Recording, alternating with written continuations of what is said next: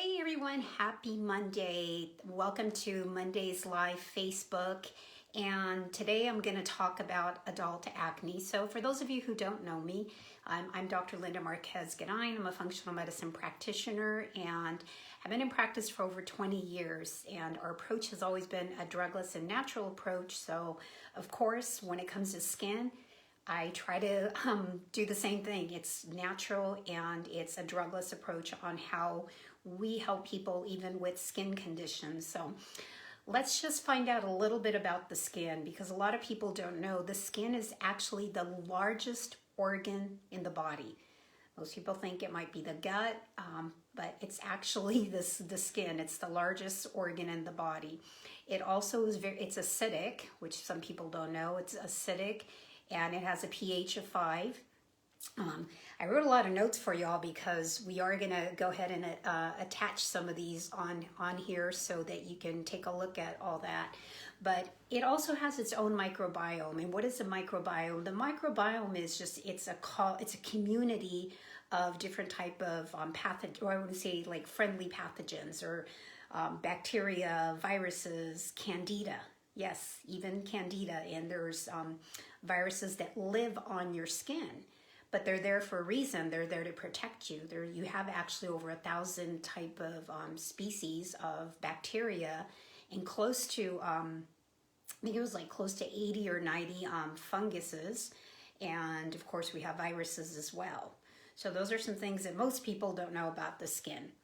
Other things that you may not know about your skin, you actually have staph on there, you have strep on there. As I mentioned, viruses, you have candidiasis on there. So some of the funguses and some of these these little boogers, these little microbes are also, that are in the skin or on the skin, are also in your gut. So that's just a little reminder there. And why do we have these little critters there? They're there to protect you. They're actually kind of your first line of defense. They actually help your skin look younger. They help with healing of when, like, say you cut your finger or something. There's an abrasion on your skin, so it helps with healing with that. Other things, it controls inflammation as well. So your skin tells you a lot, really, of what's going on inside. But I just wanted to share first everything that I could in these few minutes about your skin and the skin microbiome. Now, your microbiome does change according to many things. One, the location. So if you live in the desert, like myself, or you live near the beach, or you live in the mountains, or even the type of year it is, time of the year it is, whether it's winter, whether it's fall, whether it's spring, you also, your ecology changes. So you could probably see in the summer, like my skin is great in the summer. I don't know about y'all. In the winter, it's a little bit harsh because of the elements. So that's why it's important to have a healthy skin microbiome. A few other things that I did want to mention were, one of the biggest challenges that I see, see who's opening up, because I had somebody send me some questions here on our email. But some of the things I did want to share about your skin that a lot of people don't know, it's actually part of your immune system.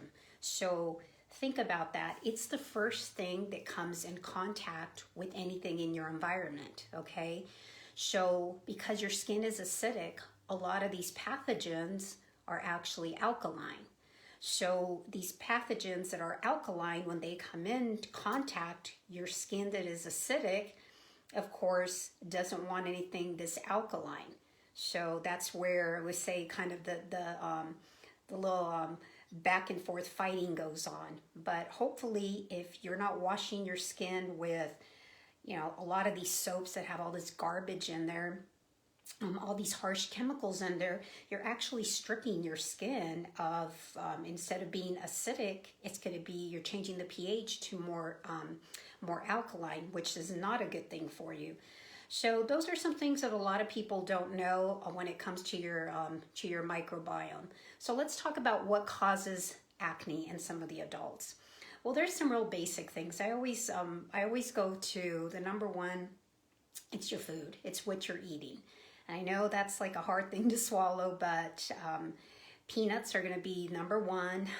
Dairy products, so I see a lot that with whey, and a lot of people are drinking like whey proteins, anything with casein in it as well. And even the healthy people, because they're eating the power bars or these protein sports bars. And if you look at them, most all of them have some sort of milk product in there. So we're looking at peanuts, we're looking at whey milk products, we're looking at sugar and gluten. Those all will show up in your skin. If you show me a person, they come into the office and I see them a lot of times just by looking at their skin, looking at a lot of other factors in their body, I really could tell what's going on, because one, your body doesn't lie. The skin is a reflection of what's going inside your gut. So I know all the time that it's that. Sugar, as I mentioned, sugar actually destroys the collagen. So sugar will actually age you, so you can see it in your skin as well. And as I talked about, gluten. So remember, it's the peanuts, it's the dairy products, it's sugar, and it's gluten as well. So those are some of the ones, and you're thinking, oh my gosh, and what can I eat? You know, because most of women are eating like wheat thins or what are those crackers, those Ritz crackers, and then they put cheese on it. So now we've got the gluten and we have the dairy, right? So it's just like you're creating a big issue with your skin. Other things are like hormonal imbalances. So when the common times that I see this is when a woman is going through the change of life, when they're transitioning, actually starting their cycle, after they've had babies, and when they're reaching menopause, and it's because of the hormonal imbalances that are occurring. So, and even you see that in teens as well. So it's the food, it's the hormonal changes, you know, things outside in your environment.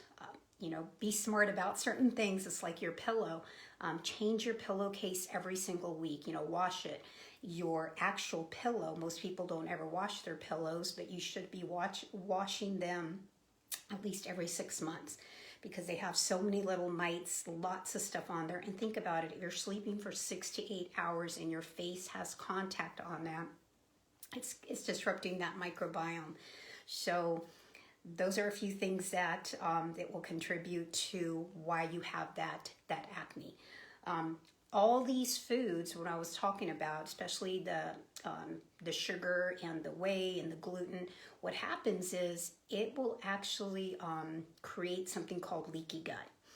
And leaky gut is when you basically have holes in your gut. And as I mentioned, your skin is a reflection of what's going on in your gut.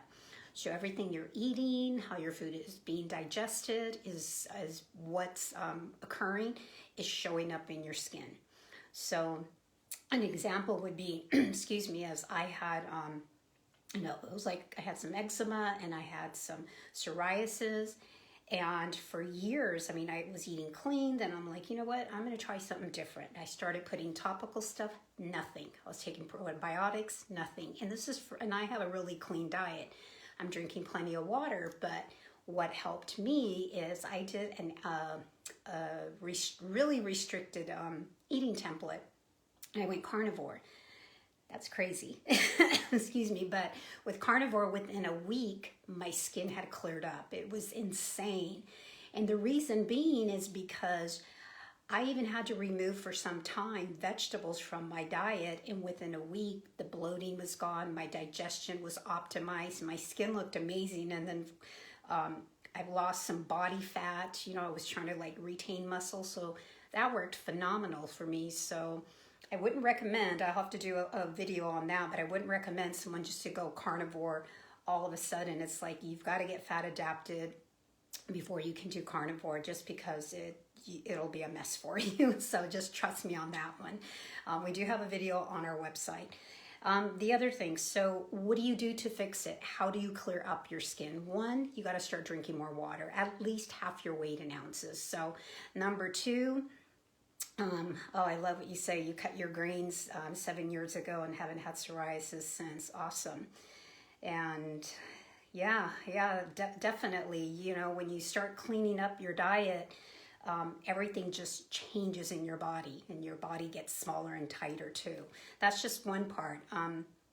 Other things is, one is changing your diet, two is drinking more water, three, you've got to exercise. Definitely you have to exercise because you're increasing blood flow, you're getting circulation throughout the body, so you get that lymphatic system going.